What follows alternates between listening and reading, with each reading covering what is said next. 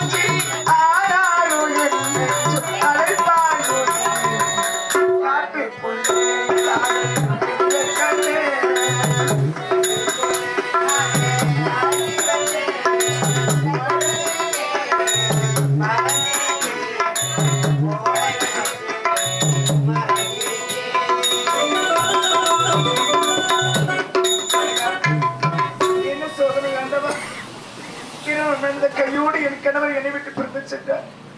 அவர் இங்குதான் இருக்கிறார், என்னதான் செய்து கொண்டிருக்கிறார் என்று ஒன்றுமே புரியவில்லை. என் கணவர் தேடி கண்டுபிடித்து வர வேண்டும் என்று சென்ற அனைவரையும் காணவில்லை. ஆண்டவர், அனைவரும் எங்குதான் சென்றார்கள், என்னதான் செய்து கொண்டிருக்கிறார்கள் என்று ஒன்றுமே புரியவில்லை. தன்னந்தனியாக இந்த பாவை நான் இப்படி அழுது கொண்டிருக்கின்றேன். ஆண்டவா, நீ அழ வேண்டாம் சுகுணா, உனக்காக நான் இருக்கிறேன். மறுப்பதற்காக என் கணவர் என் அருகாமையில் இறைவா, கணவனை